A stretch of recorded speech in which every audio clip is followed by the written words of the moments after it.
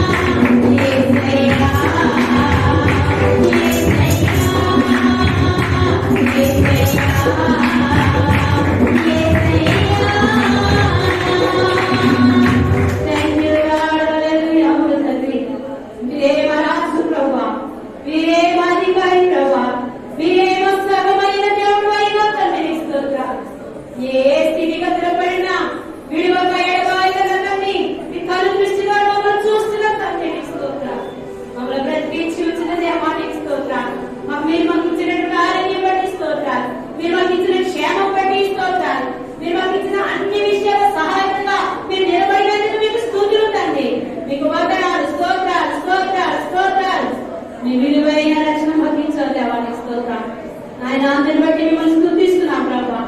అందరూ కూడా రెండు చేతుల పైకి ఆరాధన చేద్దాం. హల్లెలూయా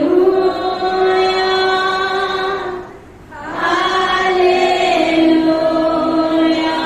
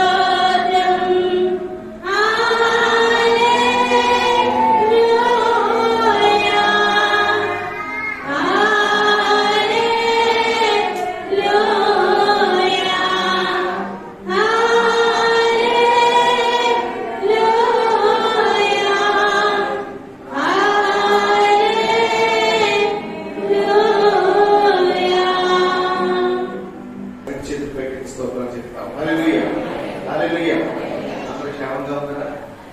వెరీ గుడ్. పరిశుద్ధ లేఖన భాగము ఈ రోజున మనం ధ్యానం చేద్దాం. సామెతల గ్రంథము 28వ అధ్యాయము 11వ వచనాన్ని ఒకసారి చదవండి. సామెతల గ్రంథము 28వ అధ్యాయం 11వ వచనం. అతిక్రమములను దాచిపెట్టువాడు వర్ధిల్లుడు, వాటిని ఒప్పుకొని విడిచిపెట్టువాడు కనికరము పొందును. మమ్మల్ని మిక్కిలిగా ప్రేమించిన ప్రియ పరలోకపు తండ్రి, మీ పరిశుద్ధ నామానికి స్తోత్రాలు. సకల ప్రాణ ఆత్మ శరీరులకు దేవుడు అయిన దేవుడు, తండ్రివైన దేవుడు, ప్రభావిక స్తోత్రాలు.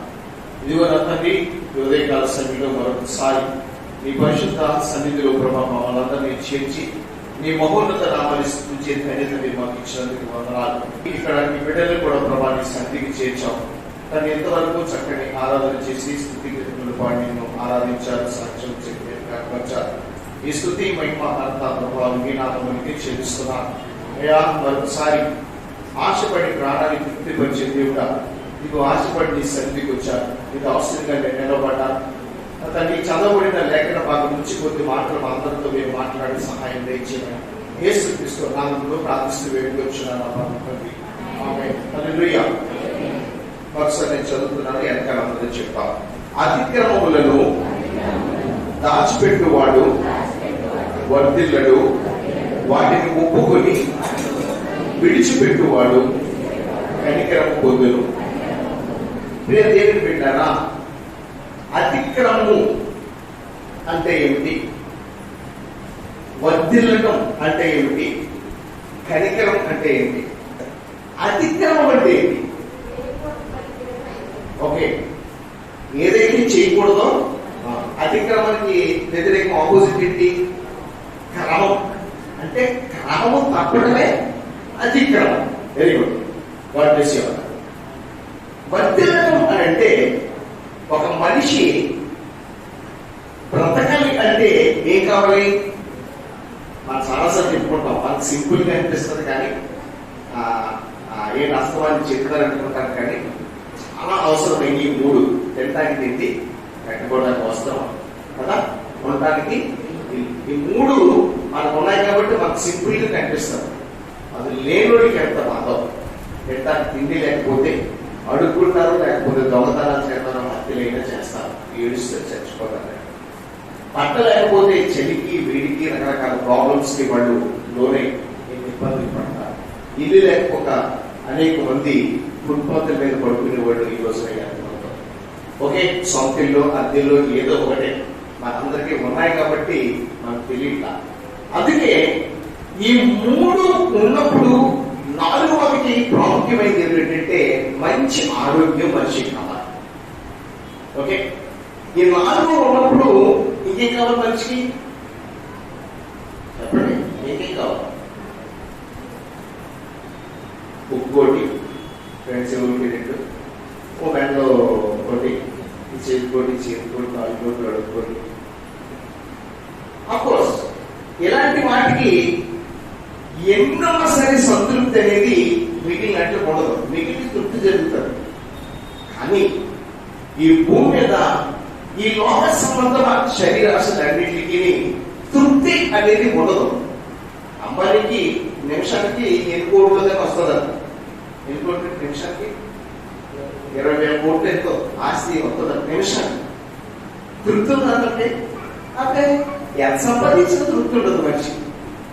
కానీ మనకైతే దేవుడు ఇచ్చేది ఒక మనిషికి కావలసింది మాత్రమే ఇస్తాడు.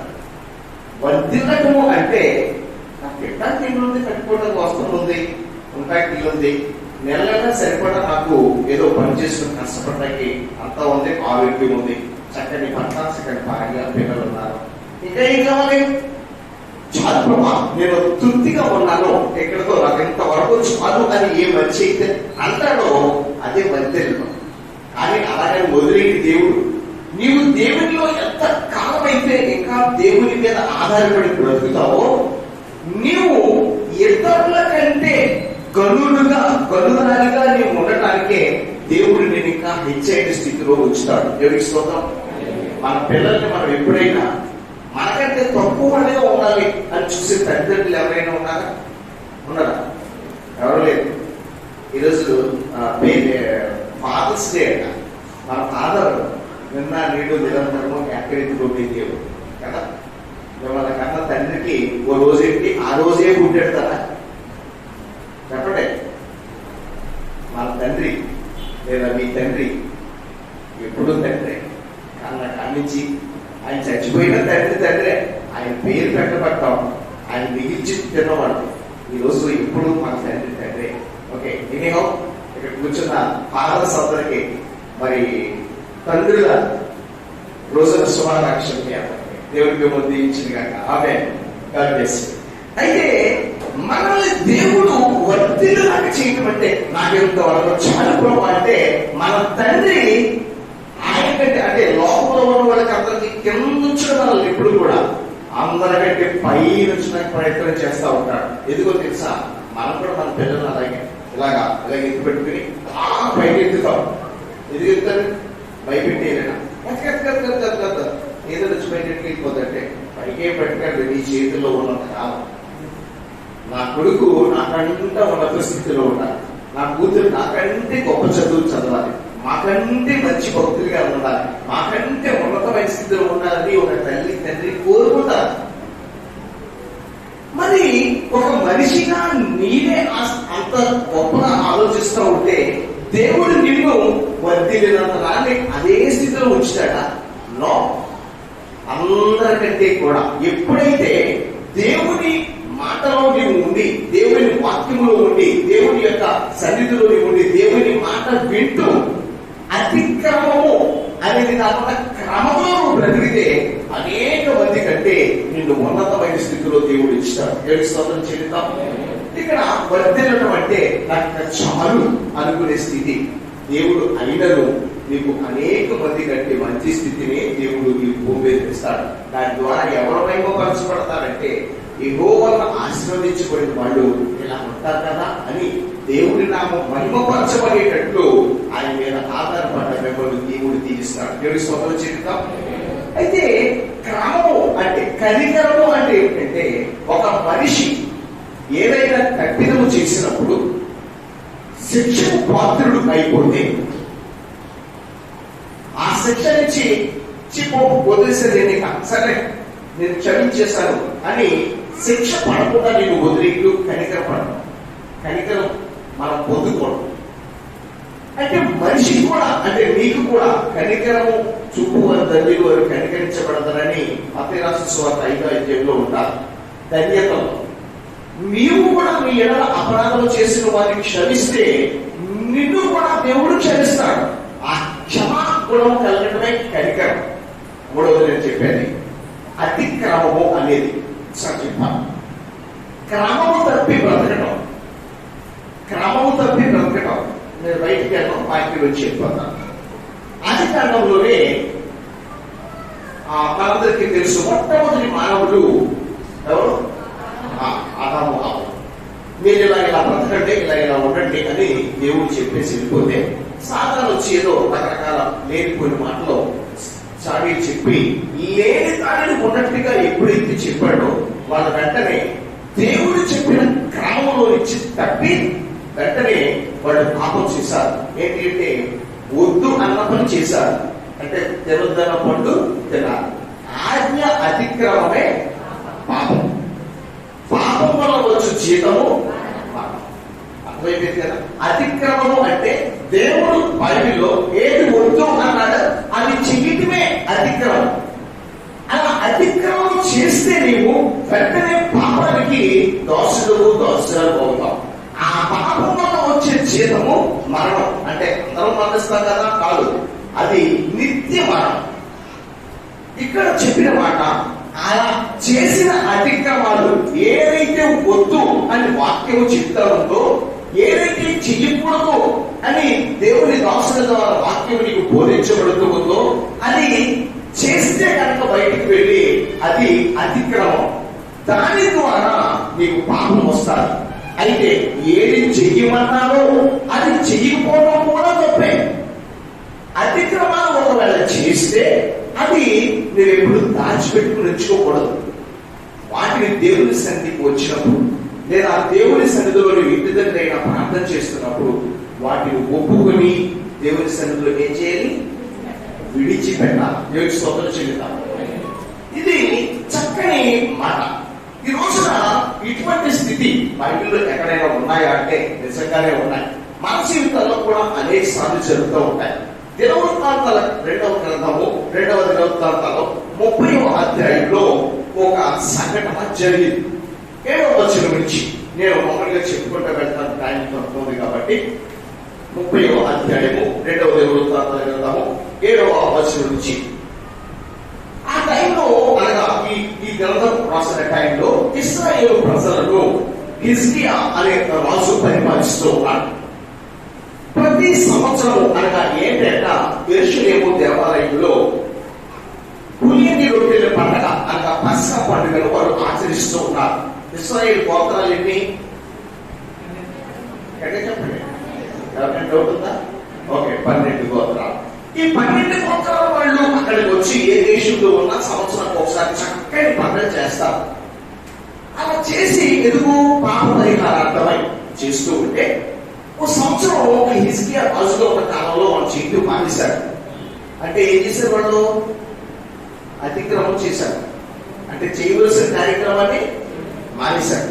ఆదివారం మనం ఏం చేయాలి అంటే ఆదివారం మనం ఏం చేయాలి?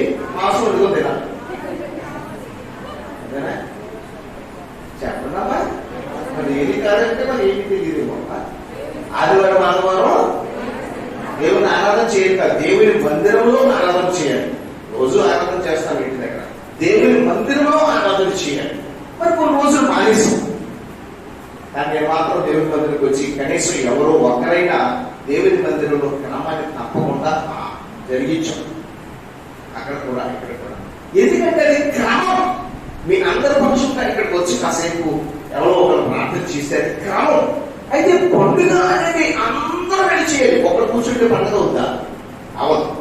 అయితే ఇక్కడ ఇశ్రాయేలు ప్రజలందరూ కూడా ఈ పండగకి రావడం మానేశారు. ఎందుకు మానేస్తుంటారు? టైం లేదు.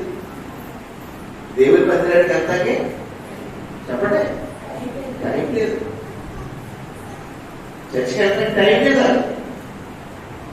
పండుగ రోజులు కూడా టైం లేదు. ఎందుకు?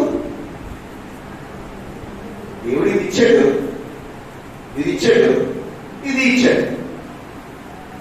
దేవుడు వాగ్దానం చేసి అబ్రాహాము, ఇస్సాకు, యాకోబులకి పాపాత్ములుగా ఉన్న వారిని ఇశ్రాయేలీయులు అని పేరు పెట్టి ఆశీర్వదించి చక్కగా వస్తే ఒకసారి తప్పిదం చేస్తే వెళ్ళి ఎక్కడపడ్డారు? ఐగుప్తు దేశంలో బానిసగా ఉంటారు. అయ్యో దేవుడా అని అరిస్తే వారిని కనికరించి వారిని మళ్ళా విడిపించి బాగుదేవుడు ప్రపంచే నాను దేశానికి తీసుకుని వచ్చాడు. కట్టని ఇల్లు, అప్పని బొమ్మలు, పండించని పంట అంతా సిద్ధం చేసి అక్కడ మీరు తగితీరా తిరిగి రాని సూచించండి, నన్ను మాత్రం విడిచిపెట్టవద్దు అంటే చక్కని మందిరం కట్టుకొని ప్రపంచంలోనే ప్రఖ్యాతించిన యెరూషలేము దేవాలయాన్ని ఉన్నతమైన స్థితిలో కట్టించుకొని అన్నీ ఉన్నాయి కదా ఇంకేది అని చెప్పి దిగి తాగి తడిసి ఎవరు దేవుడు వెళ్దాం టైం లేదు ఇప్పుడు అన్నారు. అప్పుడు దేవుడికి ఏమవుతుంది? ఏమో చెప్పండి, ఏమవుతుందంటే కోపం వస్తుంది. మన తల్లిదండ్రులకి మిమ్మల్ని పెంచి పోషించి అన్ని విషయాలు కూడా మీకు ఎన్నో గొప్ప కార్యాలు చేస్తూ ఉంటే మీకోసం వారి సమయాన్ని, వారి బలాన్ని, వారి యొక్క టైం అంతా మీరు నిశ్చయించి పిల్లల కోసం హ్యాపీగా అన్ని సమకూరుస్తూ ఉంటే ఏదైనా పని చెప్తే నాకు టైం లేదు, ఇప్పుడు నాకు టైం లేదు చేయడానికి. మరి కాదుగా నేను డ్యూటీకి వెళ్ళాలి, లేకపోతే మాకు అర్జెంట్ పనుంది, ఒక్క రోజుకి వచ్చి ఏదో చేయాలంటే సరిగ్గా మాకు కరెంట్ పెరిగితేనో అలాగే మరి చాలా అర్జెంట్ పని ఉంది, రేపు ఎక్కడ ఉంటారంటే సడన్గా నాకు ఏమైనా అర్జెంట్ పని ఇస్తారు, ఏ పని కరెంట్ పెరుగుతారు. మరి లేకపోతే వేరు లాస్ అయిపోతారు మనకి. అయినా సరే నాకు పడుతాడు. ఇది దేవుడికి విధేయత చూపించడం కాదు. ఇక్కడ ప్రజలు అందరూ కూడా దేవునికి వ్యతిరేకమయ్యారు. కానీ చాలా బాధపడ్డాడు ఎవరు? రాజు అయినటువంటి హిజ్కియా. వెంటనే అక్కడ ఉన్నటువంటి యూదా వారికి, ఇశ్రాయేలు వారికి, మనష్షే ఎఫ్రాయిం వారికి అందరికీ కూడా బాకీలు రాయించి కొందరు కబుర్లు పెట్టి అందరూ పండగ రండి, ఈ నెల మొదటి నెలలో చేయలేకపోయాం, 2 నెలల పండగ చేయాలి రండి అని అంటే అందరూ వచ్చేసారు. అక్కడికి రాజుగారు చెప్పాడు కాబట్టి, బతిమారాడు కాబట్టి, లెటర్లు పంపించాడు, మనుషులు పంపించాడు కానీ పండుగ చేద్దామని చేస్తూ ఉంటే వాళ్ళు ఒక రోజు చేద్దామన్న పండుగ 7 రోజులు చేశారు. 7వ వచనానికి వచ్చినట్టు చదువుతారు 30వ అధ్యాయము. తమ పితరుల దేవుడైన యెహోవా యెడల ద్రోహముగా ప్రవర్తించిన మీ పితరుల వలె, మీ సహోదరుల వలె మీరు ప్రవర్తించకండి. వారి ప్రవర్తన ఎటులో మీకు అగపరచబడని ఆయన వారిని వినాశములకు అప్పగించారు. మీ పితరుల వలె మీరు అవిధేయులు కాక యెహోవాకు లోబడి ఆయన శాశ్వతముగా పరిశుద్ధ పరచిన ఆయన పరిశుద్ధ మందిరములో ప్రవేశించి మీరు దేవుడైన యెహోవా మహోన్నత మీ మీద నుండి తొలగిపోయినట్లు ఆయనను సేవించండి. మీరు యెహోవా వైపు తిరిగిన ఎడల, మీ సహోదరుల ఎడల, మీ పిల్లల ఎడల చెర తీసుకుపోయిన వారికి కనికరం పుట్టరు. వారు ఈ దేశములకు తిరిగి వచ్చేదరు. మీ దేవుడైన యెహోవా కరుణా కటాక్షములు గలవాడు కనుక మీరు ఆయన వైపు తిరిగిన ఎడల ఆయన మీ యందు ప్రసన్నుడగును. దేవునికి స్తోత్రం. రే నాయనా, మీరు ఆయన వైపు తిరిగితే ఆయన ప్రసన్నత మీ మీద ఉంటారు. ఆయనకు వ్యతిరేకంగా వెనక్కి తిరిగితే, అంటే లోకం వైపు తిరిగితే ఆయనకి ఏమొస్తుంది? ప్రసన్నతకి ఆపోజిట్ ఏంటంటే ఉగ్రత. సముద్రం ప్రశాంతంగా ఉన్నదంటే హ్యాపీ, అది ఉగ్రరూపం కాలుస్తుందంటే ఏమొచ్చేస్తుంది? తుఫాను, సునామీ ఏదో వస్తారు. అప్పుడు హృదయాలు, గుండెలు పగిలిపోతూ ఉంటాయి మనుషులకు. ఈ రోజున దేవుని వైపు తిరిగినంత కాలం ఆయన ప్రసన్నత నీ మీద, నీ కుటుంబం మీద ఉండాలి. దేవుడి దగ్గర నుంచి ఎప్పుడైతే వెనక్కి తిరిగావో అంటే ఆయన విముఖురాలవై ఉన్నావో ఆయన ఉగ్రత వస్తుంది. అప్పుడు మనుషులకు క్షేమము వస్తుంది. ఇది దొరకదు, క్షేమము ఉండదు మనుషులకు. అనారోగ్యం వస్తుంది, ఆపదలు వస్తాయి, శ్రమలు, కష్టాలు, బాధలు, ఇబ్బందులు, మనసంతా చిన్నగా ఉంటారు. అదిష్టమా? దేవుని వైపు తిరిగి ప్రశాంతంగా బ్రతికి బతికితూ ఉండటం ఇష్టమా? దేవుని స్తోత్రం. ఈ రోజు నా ప్రియ దేవుని బిడ్డలారా, ఎప్పుడైతే హిజ్కియా గారు వాళ్ళందరికీ చెప్పారో వాళ్ళందరూ పరిగెత్తుకు వచ్చారు, పండగం చేశారు, చాలా సంతోషంగా ఉన్నారు. ఎంత సంతోషం అంటే చూడండి, 20వ వచనం నేను చదువుతున్నా. యెహోవా హిజ్కియా చేసిన ప్రార్థన అంగీకరించి జనులను స్వస్థపరిచెను. యెరూషలేములో ఉన్న ఇశ్రాయేలు వారు బహు సంతోషభరితులై పులియని రొట్టెల పండుగను 7 దినాలు ఆచరించారు. ఓ రోజులు చేద్దామంటారా అన్న పండగనే మందిరానికి వచ్చి ఆరాధన ప్రారంభించేసరికి, ప్రార్థన ప్రారంభించేసరికి, పండగ ప్రారంభించేసరికి ఎన్ని రోజులు చేశారట? 7 రోజులు. ఈ 7 రోజులు రాజైన హిజ్కియా మొదలు పెట్టి ప్రార్థన చేస్తూ యెహోవాను ఆరాధిస్తూ అలా ఉండిపోతే 7 రోజులు గడిచిపోతే వాళ్ళకి ఏం జరిగిందంట? అప్పటిదాకా లోకంలో ఉన్న దానికంటే వాళ్ళకి ఏం కలిగిందంటే బహు సంతోషం కలిగిందట. మన లోకంలో ఉందామనుకున్నారా? అక్కడ సంతోషమే, కానీ దేవుని సన్నిధిలో బహు సంతోషం. దేవుని స్తోత్రం. ఈ రోజున దేవుని సన్నిధికి వచ్చేదాకా నీకు ఏదో నాకుంటారా? దేవుని సన్నిధికి వచ్చి నువ్వు కళ్ళు మూసుకుని హృదయం తెరిచి దేవునికి ఆరాధన చేస్తే నీ హృదయం ఎంతో సంతోషం కదా. మనం వర్ధిల్లెదము మన దేవుని మందిరమందు నాటబడిన వార్త. మందిరానికి వస్తే నాటబడిపోయారు. ఒక రోజు పండుగ అనుకుని 7 రోజులు ఎదగలేటప్పటికి ఇంకా మరిన్ని 7 దినాలు మళ్ళీ చేశారంట పండుగ.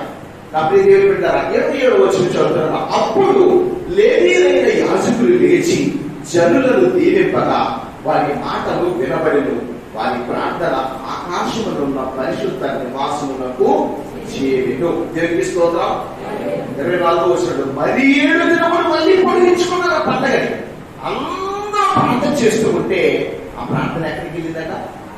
దేవుని సముఖానికి. నిజమే కదా.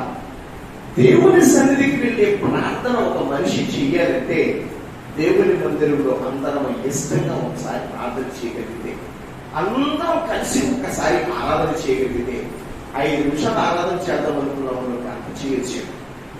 ఈరోజు నా ప్రియ దేవుని పెట్టారా, ఆ రోజున హిజ్కియా కనుక తన ప్రజలందరినీ హెచ్చరించకపోతే, అరే రండిరా బాబు, అలా ఉండకూడదు, అతిక్రమము దాచిపెట్టుకోకూడదు, అతిక్రమము అలా ఉండకూడదు, మన చింతను రండి దేవుడి దగ్గర మనం అందరూ ఒప్పుకొని విడిచిపెట్టి దేవుని ఆరాధన చేద్దామంటే ఇష్టంగానో అయిష్టంగానో రాజుగారు చెప్పారు కాబట్టి అని వచ్చారు. కానీ వారు చేసిన ఆరాధనను బట్టి, ఆ పండగను బట్టి వాళ్ళు బహు సంతోషము, దీవెన, ఆశీర్వాదం పొందారు. దేవుడి స్తోత్రం చేద్దాం.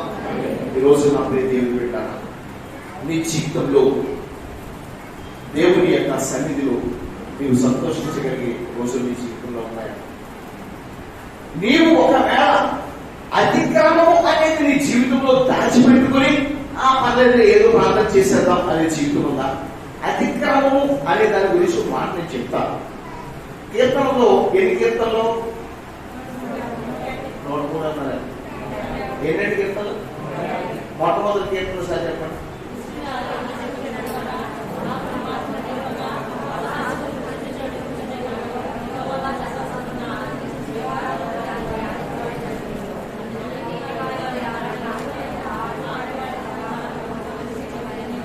ఆమె అతను చేయనందే సఫలమును కాలి చెదరగొట్టు కొట్టువలే అన్నారు. దేవుడి స్తోత్రం.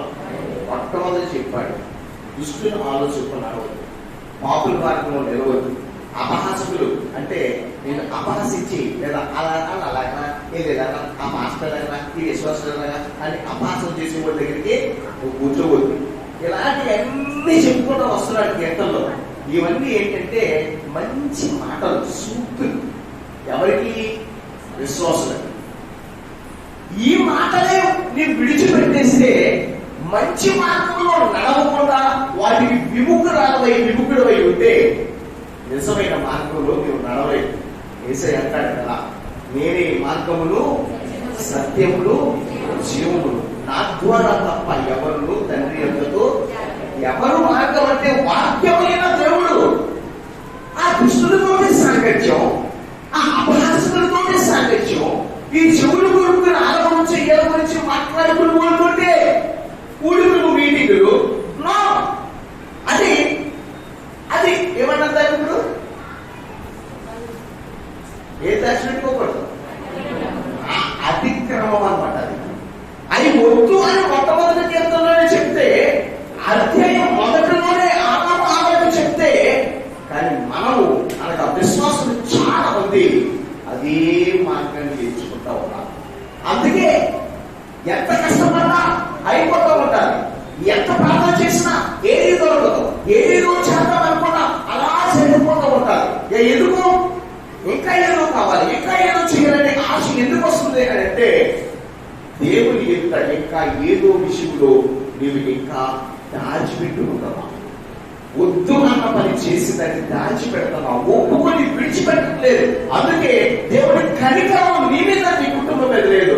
అందుకే నీవు ఏ విషయంలో వర్ధిల్లలేకపోతున్నావు. ఏదో ఒక సమస్య, ఏదో ఒక బాధ, ఏదో ఒక ఆలోచన నిన్ను ఇంకా పట్టి పీడిస్తుందంటే ఎక్కడో ఇంకా లోపం నీలో ఉంది.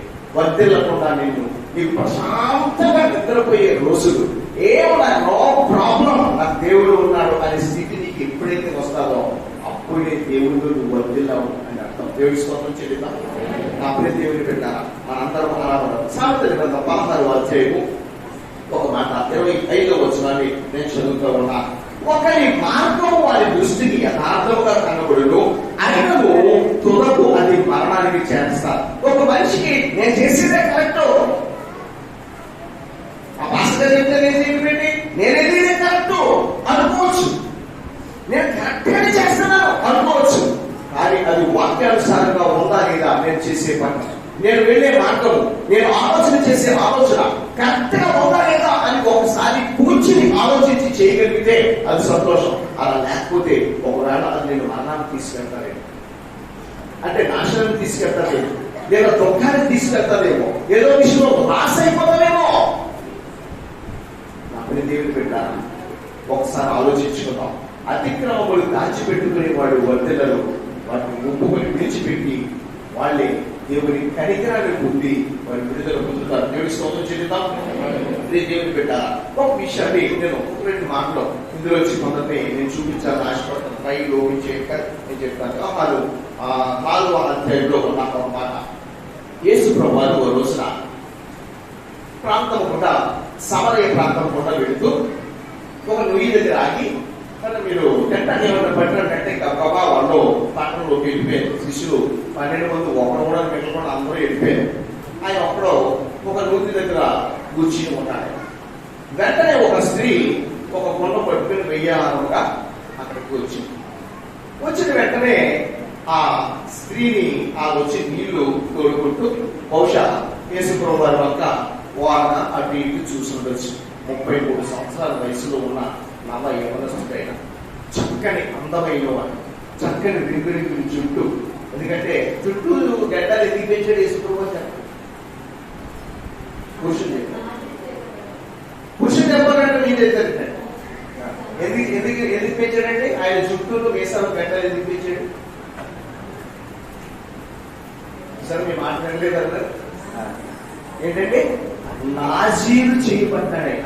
నాజీరు అని అంటే దేవుడికి మొక్కుబడి. ఇంకా బైబిల్లో చాలా మంది ఉన్నారు.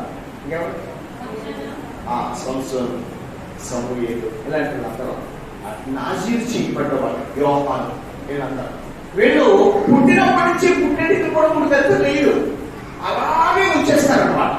నాజీరు చేయబడ్డ ప్రజలు విడిచిపెట్టబడ్డాడు కాదు, దేవుని కట్టడను అనుసరించి ఆయన సన్నిధిలో ఉంటూ దేవుడికి ప్రాప్తలుగా బ్రతకాలి. దేవుడి స్తోత్రం. వదిలిపెట్టబడ్డవాడు కాదు, దేవుని కట్టడలో బిగించబడిన వాడు. తల వెంట్రుక కట్ చేయడానికి కూడా ఎవ్వరికి అధికారం లేదు. వాడు నాజీరు చేయబడ్డవాడు. ఓకే, ఇక్కడ చెప్తున్నమాట. అలాంటి వాడు యేసు ప్రభువు చక్కగా ఉన్నాడైనా.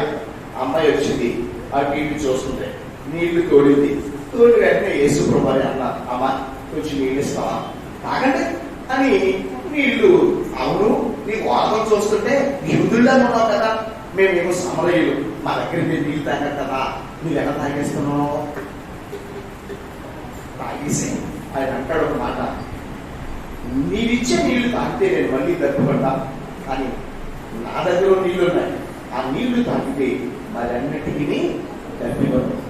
ఇదేదో బాగుందే, రోజు ముందుకొచ్చి నీళ్ళు తోడుకోలేకపోతాను, ఆ నీళ్ళు దగ్గర వచ్చి నాకు ఇచ్చేవా ఇస్తాను, కానీ వెళ్ళి మీ ఆయన తీసుకురా అన్నాడు.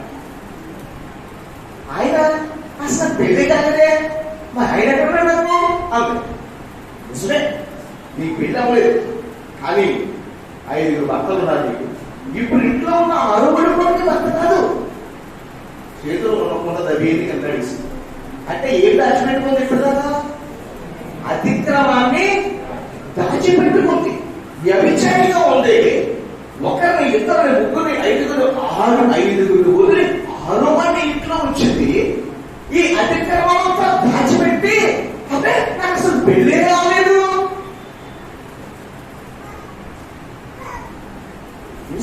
నీకు పెళ్ళి అవ్వలేదు, అది కరెక్టే, కానీ నువ్వు విడిచిపెట్టిన వాడు, ఇప్పుడు ఉన్నవాడు వాళ్ళు కూడా నీ వాడు కాదు. ఎప్పుడైతే ఈ సత్యాన్ని ఆయన నోట నుంచి చెప్పాడు, చేతిలో కొండతో ఒప్పుని కింద పడుతుంది. అయ్యా నువ్వు ప్రవక్తమని నేను నమ్ముతున్నా, నిజమే నేను తప్పే చేశాను. ఇవన్నీ చెప్పామంటే నువ్వు మానవుడు కాదు, నువ్వు దేవుడు, నన్ను క్షమించయ్యా అంటారు. దేవుడి స్తోత్రం.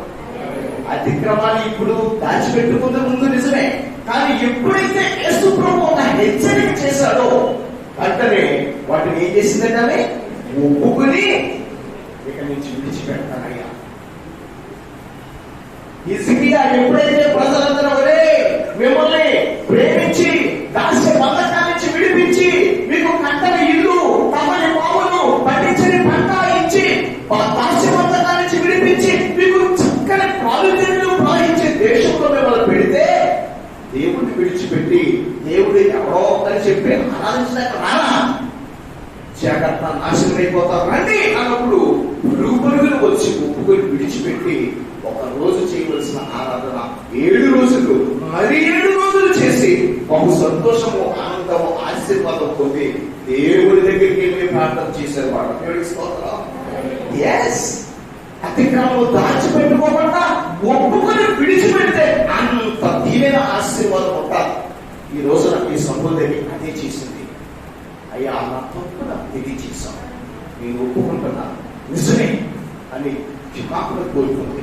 వెంటనే ఆమె జీవితమే మారిపోయింది. ఇంటికన్నా ఊరంతా తిరిగి ఒక సువార్తికురాలిగా మారిపోయింది. దేవుడికి స్తోత్రం. హల్లెలూయా. ఇప్పటిదాకా ఆమెతో మాట్లాడతా భయపడే వాళ్ళందరూ కూడా దేవుని యొక్క మాట విని పరుగున అందరూ యేసు దగ్గరికి రాగలిగారు. ఈ రోజు నా ప్రియ దేవుని బిడ్డ, ఏం దాచుకుంటున్నావో నా హృదయంలో, ఏం దాచుకుంటున్నావో నీ అలవాట్లలో, నీ పద్ధతులలో. నిజమే, చాలా మంది క్రైస్తవులు అనబడేవారు క్రైస్తవులుగా బ్రతుకుతున్న హిందువులుగా ఉంటారు. ఎలా ఉంటారు? క్రైస్తవులుగా బ్రతుకుతున్న హైందవులుగా ఉంటారు. అంటే క్రైస్తవులే, ఈ కట్టబోతులు మనం పాటించం, ఈ పద్ధతులు పాటించం. ఎదురవుతున్నావా? నిన్న చెబుతుంటా నీళ్ళెట్టురా, ఇంకా పెద్ద పని ఎక్కువ. ఎదురవుతున్నావా? పెద్ద బిల్లు పెట్టుకునిరా. ఇంట్లోకి వెళ్తున్నావా? ముందు ఫుల్ ఇంట్లో దేవుడి తల్లి ముందు ఎవరుండాలా? ఏముండాలా? పెద్ద పాలు మోగించే ముందు ఇవన్నీ అన్ని కదా. ఇవన్నిటికంటే ముందు దేవుడు తీసుకురాయి. దేవా, ఇది మీరిచ్చింది, మీరు ఇందులోనే అడుగు, క్రమం తప్పదు. సోమవారం అంటాడు, సులభం అంటాడు, మందిరం కట్టించాడు. ప్రభా, ఎంత మందిరం కట్టిస్తే నువ్వు పడతావు, నువ్వు పట్టచాలు. కానీ ఒకటి, మేమందరం అలుగులు పాపిస్తుడు, మేము వచ్చి ఈ మందిరంలోకి వచ్చి ప్రార్థన చేసేటప్పుడు నీ ప్రసన్నత మా మీద ఉండేలాగా నీ ఆత్మని ఉంచు ప్రభావ మందిరంలో అంటాడు. దేవుడి స్తోత్రం. నీకు ఎక్కడికి సరిపోదు కాబట్టి ఎవరైతే యెరూషలేము తట్టు చేతులు ఎత్తి ప్రార్థన చేస్తారో, ప్రపంచంలో ఎక్కడో కూడా సరే దేవాలయం తట్టు చేతులు ఎత్తి ప్రార్థన చేస్తారో వారందరినీ ఈ మందిరంలో నుంచి దీవించి ప్రభావ అని ప్రార్థన చేస్తారు. దేవుడి స్తోత్రం. ఎస్, అలాగే చేస్తారన్నాడు దేవుడు. క్రమం లోకాన్ని హృదయంలో ఉంచుకొని నేను వర్ధిల్లిపోవాలి, నేను దీవించబడాలి, ఆశీర్వదించబడతాను. డబ్బు ఉండొచ్చు, ఎంత అన్నం ఉండొచ్చు, తింటానికి నోరు ఉండకపోవచ్చు, ఎంత డబ్బు ఉండొచ్చు, ఖర్చు పెట్టుకోవడానికి చేతులు రావు. ఎందుకంటే ఏదో చేయాలనుకుంటాం. నిండా బీరువారిగా పట్టుకోవచ్చు, కానీ కట్టుకోవడానికి ఉండదు. ఎందుకంటే ఇప్పుడు పంట పద్ధతి కట్టుకున్నారు. ఇదో పదేసులము అవన్నీ తీసుకుని కొద్దిసేనా ఇంకా ఉన్నదాన్ని గురించి అతిక్రమాలు దాచిపెట్టుకో. నీ చేతుల కష్టాలను నీకు అనుభవించి దేవుడు నీకు దీవిస్తాడని నిన్ను ఆశీర్వదిస్తాడు. సంతోషంగా బ్రతికి, హ్యాపీగా బ్రతికి. ఎప్పుడు తెలుసా, నీకు భయం లేకుండా బ్రతకాలి అంటే భక్తి కలిగి బ్రతుకు. అతిక్రమాలు అనగా దేవుని వాక్యాన్ని మీరి నువ్వు జీవించుకో. అది ఒకవేళ ఏదైనా పొరపాటు జరిగితే మాట ద్వారా కానీ, చూపు ద్వారా కానీ, వినికిడి ద్వారా కానీ, ఆలోచన ద్వారా కానీ, శరీరం ద్వారా కానీ దేవుడి దగ్గర చిన్నగా ఒప్పుకొని విడిచిపెడుతున్నానని చెప్పి కనికరమ గల దేవుడు నిన్ను కనికరించి నిన్ను, నీ భర్తను, నీ భార్యను, నీ కుటుంబాన్ని దీవించి ఆశీర్వదిస్తాడు. ఎందుకో తెలుసా, ఆయన కనికర సంపన్నుడు కనుక. దేవుడికి స్తోత్రం చేయగా ముగించేస్తున్న చేస్తున్న 2 నిమిషాల్లో యేసుక్రీస్తు ప్రభువుని ఒకసారి సిలువ వేశారు. సిలువ వేసినప్పుడు ఆయనకి 2 పక్కల 2 దొంగలు సిలువ వేశారు. ఆ 2 దొంగలు కింద కూడా తిట్టం అయిపోయిన తర్వాత ఈ ఎడమ పక్కన నోటు పెడుతున్నారు. ఓ యేసు ప్రభువా, మీ గురించి ఈరోజు మాకు గురించి ఇక్కడ సిలువ వేసేసారయ్యా, ఎందుకు మాకు బాధ? అనవసరంగా నువ్వు తప్పించుకుని దేవుడు అంటారు, మీరు తప్పించుకుని మమ్మల్ని కూడా తప్పించు, నీ గురించి మాకు సిలువ పడిపోయింది అని యేసు ప్రభువుని దూషిస్తున్నారు. ఇప్పుడు పక్కన ఉన్నవాడు అంటున్నాడు, ఆ బాబు, ఇద్దరు అన్నదమ్ములే, ఆ బాబు మనకైతే ఈ శిక్ష సరిపోయింది. ఎందుకంటే మనం దొంగలం, గజ దొంగలం, దుర్మార్గులం. కానీ ఏ పాపము చేయని యేసు ప్రభుకి ఈ శిక్ష సరైంది కాదు. అప్పుడు యేసు ప్రభు తిరిగి అంటాడు, యేసు మీ రాజ్యంతో నీకు వచ్చినప్పుడు మా పేరులో జ్ఞాపకం చేసుకోవాలి. నేడే నీవు పాపో కూడా పరదేశంలో ఉంటావు. దేవుని స్తోత్రం. నేను పాపిస్తున్నాను, ఈ మరణానికి నేను సరిపోయింది, ఈ శిక్ష నాకు సరిపోయిందే, నాకు కావాలి, కానీ నువ్వు చేయలేదు బ్రహ్మ. నాకు బదులుగా నాతో పాటు నువ్వు ఈ శిక్ష పొందడానికి నీకు అర్హత లేదు. నువ్వు మంచోడు, పరిశుద్ధుడు, నేను పాపానికి నీకు ఒప్పుకున్నాడు. తన దొంగతనం దాచుకున్నాడా? ఈ పక్కన వాడు దాచుకున్నాడు, ఎదురు తిరుగుతున్నాడు దేవుడికి. ఈ పక్కడు ఒప్పుకొని విడిచిపెట్టాడు. వెంటనే దేవుడు కనికరం కలిగిన వాడు కనుక నేడే నువ్వు నాతో కూడా హల్లెలూయా పరదేశంలో ఉంటా. ఇంకొక అర్థంలో ఉన్నారు ఇద్దరు, ఇంకొక ఇద్దరు. వాళ్ళిద్దరు బరబ్బ, యోనా. యోనా యేసు ప్రభుతోనే తిరిగాడు. యేసు ప్రభు చెప్పిన మాటలన్నీ విన్నాడు. ఆయన చేసి ఇచ్చిన అధికారం బట్టి అద్భుతాలు ఆశ్చర్యాలు కూడా చేశాడు. దయ్యాలు వదలగొట్టాడు ప్రార్థన చేసి. కానీ ఆఖరికి వచ్చేసరికి దేవుడి దగ్గర కాకుండా లోకం వైపు తిరిగాడు. ఆశ, ఏదో సంపాదించాలి, 1,00,000 ఉందా అయితే ఇంకో 3 లక్షలు సంపాదించాలి, ఇంకో ఏదో చేయాలి, ఇంకా ఏదో చేయాలనుకున్నాడు. ఎలాగా కుదరట్లేదని గురువు గారిని అమ్మేశాడు. అక్కడికి హెచ్చరించాడు యేసు ప్రభువారు. వెళ్ళా వాస్తవం ఏమయ్యాడంటే, ఆ చేసిన తప్పిదాలు అతిక్రమాన్ని ఒప్పుకోలేదు సరికదా, దాన్ని విడిచిపెట్టలేదు సరికదా, యేసు ప్రభుని అమ్మేయటం వల్ల ఊరి పెట్టుకుని చచ్చాడు. ఆ ఊరి ఎక్కడికి చెట్టు వేసుకున్నాడు. ఈ నాటిస్తోడు ఆ చెట్టు కొమ్మ కూడా మొయ్యలేక కింద పడితే నడుముకి విరిగి వేగులు బయటకు వచ్చి అసహ్యమైన చావు చచ్చాడు. అందరికంటే పెద్దలో ఒక ఆయన ఉన్నాడు, బరబ్బ. అప్పటికి చాలా మందిని చంపేసి ఉగ్రవాదిగా ఆ దేశంలో బ్రతుకుతా ఉన్నాడు. అతను జైల్లో పెట్టారు. యూదులందరూ కలిసి అతను విడుదల చేసి యేసు ప్రభుని సిలువ వేయమన్నారు. మస్కా పండుగ రోజునే ఇదంతా జరిగింది. యేసు ప్రభుని సిలువ వేసి బరబ్బని విడుదల చేస్తే నన్నెందుకు విడుదల చేస్తున్నారు? ఈ రోజు సిలువ వేయవలసింది నన్ను కదా, నన్నెందుకు విడుదల చేస్తున్నారంటే, నీకు విడుదల ఇచ్చాడు, నీకు బదులుగా యేసు ప్రభుని సిలువ వేశాడు అన్న. అదేలాగవుతుంది? ఎందుకంటే ఆయన ఏ పాపమో చేయకూడదు. నేనేమో నరహత్య చేసి ఘోరమైన మడ్రస్సు, నేను మరణానికి పాత్రుని, ఆ కుమరుడు అని పరుగున యేసు దగ్గరికి వచ్చాడు. అంటున్నాడు, యేసు మరణ పాత్రుడిని నేను, నన్ను విడిపించడానికి నాకు బదులుగా నేను ఎక్కవలసిన శిలువ నీవే కావాలి, నన్ను క్షమించి యేసు అన్నాడు. అతను చేసిన ఆ హంతక వృత్తిని, తను చేసిన పాపాలని, హత్యను దేవుడి దగ్గర ఏం చేశాడండి? ఒప్పుకున్నాడు. మరి అన్నడూ చేయలేదు. అతను విడుదల పొంది దేవుని బిడ్డగా చేర్చబడ్డాడు. దేవుడి స్తోత్రం చెల్లిద్దాం. ఈ రోజున మీరు ఏం చేస్తున్నాం? మనందరికీ తెలిసిన జక్కయ్య ఉన్నాడు. ఊరంతా చేరించుకుంటున్నారు, ఊరంతా బాధపడుతున్నారు అతన్ని. కానీ యేసుని చూడాలనే ఉద్దేశంతో వస్తే జక్కయ్య చెట్టు దిగు, నేడే నీ ఇంటికి రక్షణ వచ్చింది అన్నాడు. అదేంటి ప్రభా, నేను పాపిస్తోండి అంటే, నిజమే పాపిస్తోండి, ఇప్పుడు నీకు రక్షణ ఇస్తున్నానయ్యా అంటే, అయ్యా నేను తప్పు చేసిన వాడిని, నన్ను అందరూ చేదరించుకుంటున్నారు, నిజంగానే అక్రమంగా దోచుకున్నాను ప్రభా, ఇదిగో అంతా విడిచిపెట్టేస్తా, అందరికీ పనిచేస్తా, ఇంకెప్పుడు అలాంటి పని చేయదు ప్రభు అంటే, అతనికే కాదు అతని ఇంతంతటికి దేవుడు రక్షణ ఇచ్చాడు. దేవుడి స్తోత్రం. నీ ఒక్కదానివి, నీ ఒక్కడివి అతిక్రమాలు దాచిపెట్టుకుంటే నీకు, నీ భర్తకు, నీ భార్యకు, నీ పిల్లలకు నీకు కలిగిన స్వాస్థ్యవంతుల మీద ఆ శాపము నిలిచి ఉండిపోతుంది. కానీ ఒప్పుకొని ఎప్పుడైతే విడిచిపెడతావో దేవుడి కనికరం కలవాలి కనుక నేను కనికరం చూపి నిన్ను, నీ కలిగిన యావదస్తిని, యావత్ సంతానాన్ని దీవించి ఆశీర్వదిస్తాడు. యెహోవా యందు భయభక్తులు కలిగిన వాడు ఆశీర్వదించబడతాడు.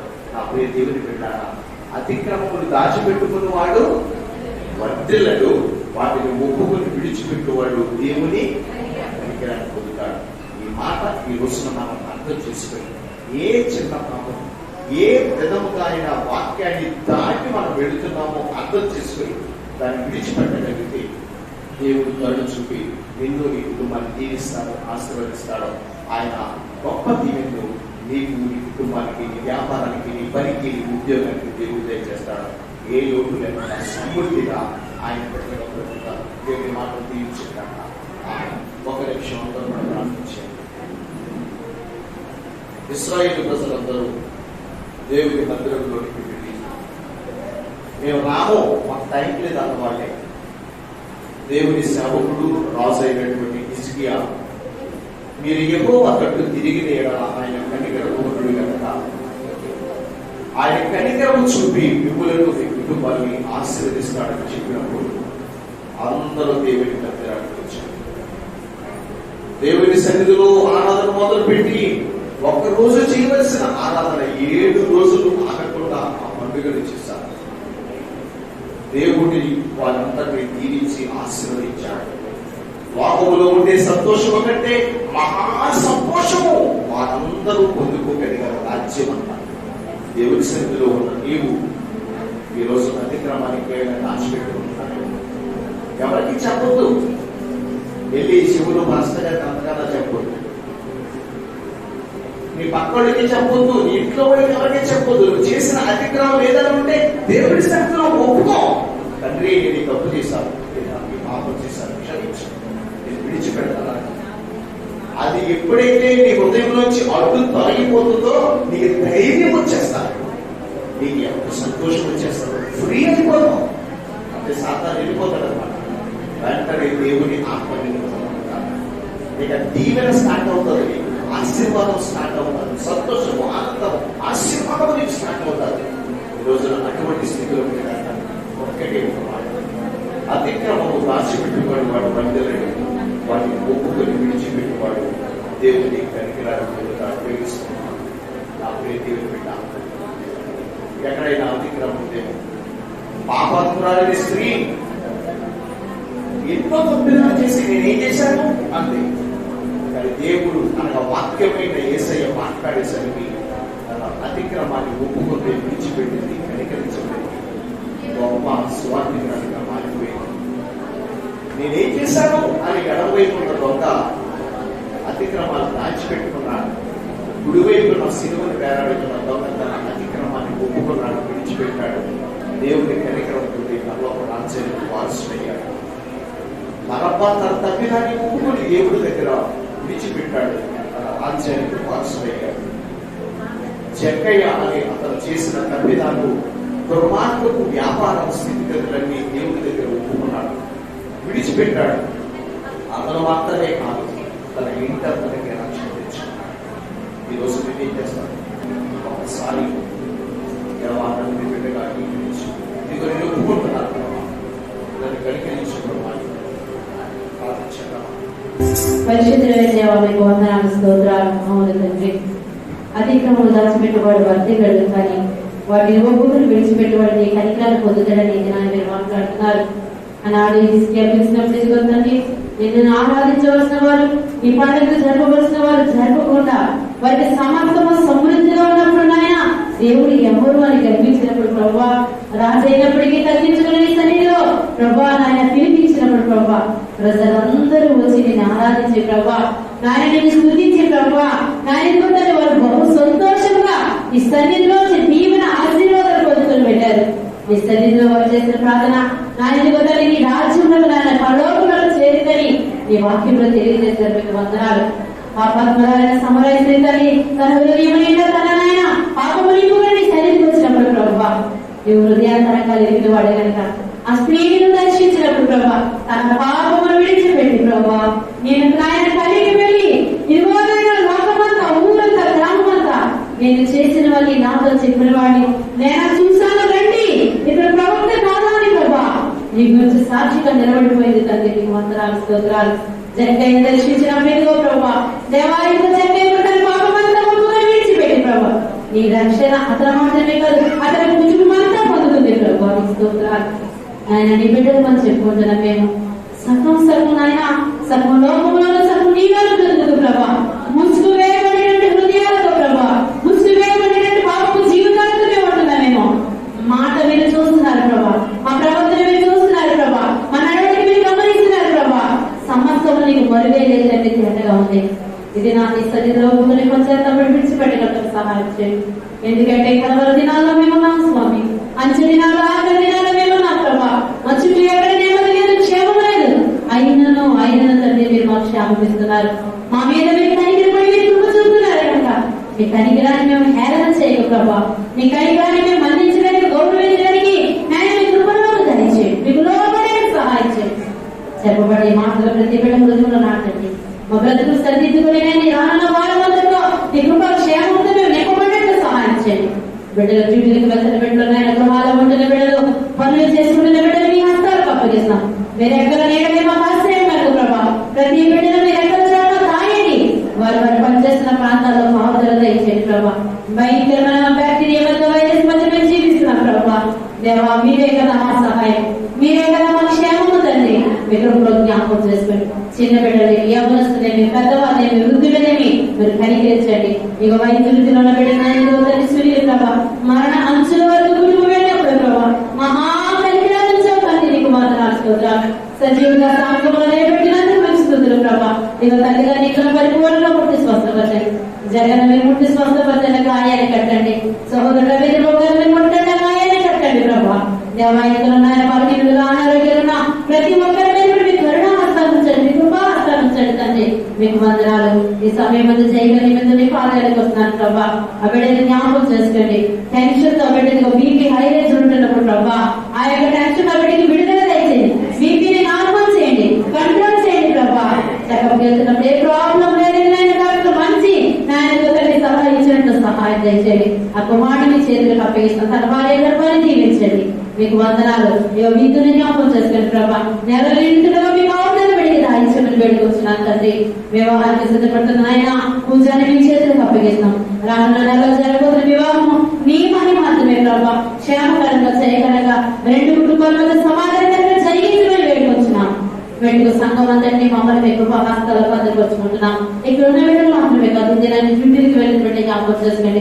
దూర దూర ప్రాంతాల్లో బిడ్డ జ్ఞాపకం చేసుకోండి. వారందరికీ కాపుదల దయచేయండి నాయన. మీకు వందనాలు స్తోత్రాలు. ఈ ప్రపంచంలో, ఈ దేశంలో, మా దేశంలో, మా చుట్టుపక్కల క్రైస్తవులందరికీ మీకు కాపుదల దయచేయండి. ప్రతి విశ్వాసిని, ప్రతి సేవకుని వారి కుటుంబాలను భద్రపరచండి, కాపాడండి ప్రభా.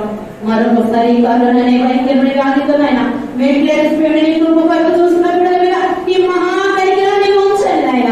ఎవరెవరైనా తండ్రి సహాయం చేసి ముట్టి స్వస్థపరిచి బాగు చేసి నీ సాక్షులుగా నిలబెట్టుకోమని, మా దేశాన్ని ప్రపంచాన్ని రక్షించమని ప్రభా.